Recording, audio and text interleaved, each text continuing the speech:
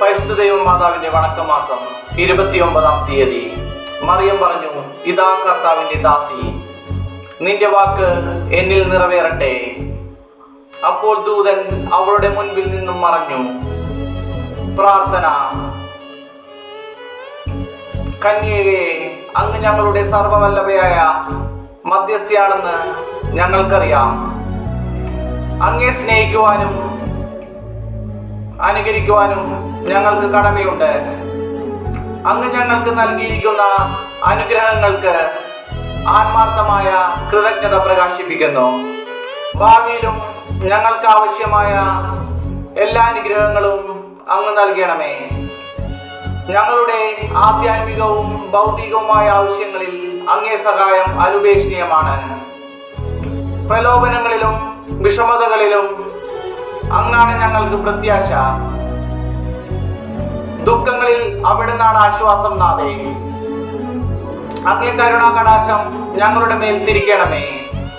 ഞങ്ങളുടെ ഈ പ്രവാസ ജീവിതത്തിന് ശേഷം അങ്ങയുടെ ഉദരഫലമായ ഈശോയെ ഞങ്ങൾക്ക് കാണിച്ചു തരണമേ.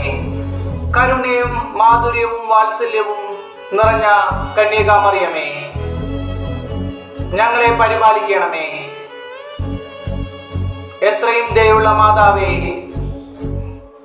നിന്റെ സങ്കേതത്തിൽ ഓടി വന്ന് നിന്റെ ഉപകാര സഹായം അപേക്ഷിച്ചു. നിന്റെ അപേക്ഷയുടെ സഹായത്തെ ഇരുന്നവരിൽ ഒരുവനെങ്കിലും നിന്നാൽ കൈവിടപ്പെട്ടു എന്നോ ലോകത്തിൽ കേൾക്കപ്പെട്ടിട്ടില്ല എന്നു നീ നനച്ചുകൊള്ളണമേ. കന്യവ്രതക്കാരുടെ രാജ്ഞിയായ കന്യകേ, ദയുള്ള മാതാവേ, ഈ വണ്ണമുള്ള ശരണത്താൽ ഉറച്ചു നിന്റെ തൃപ്പാദത്തിങ്കൽ ഞാൻ അണഞ്ഞു വരുന്നു. നെടുവീർപ്പിട്ട് കണ്ണുനീർ ചീന്തി പാപിയായ ഞാൻ നിന്റെ ദയയുടെ അടുത്തെ കാത്തുകൊണ്ട് നിന്റെ തിരുമുമ്പിൽ നിൽക്കുന്നു. അവതരിച്ച വചനത്തിന്റെ മാതാവേ, എന്റെ അപേക്ഷയെ ഉപേക്ഷിക്കാതെ ദയാപൂർവം കേട്ടരുളണമേ. ആമേ.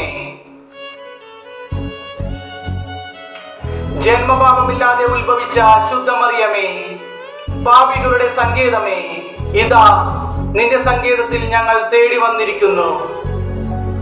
ഞങ്ങളുടെ മേൽ അലുവായിരുന്ന് ഞങ്ങൾക്ക് വേണ്ടി നിന്റെ തിരുക്കുമാരനോട് പ്രാർത്ഥിച്ചു കൊള്ളണമേ.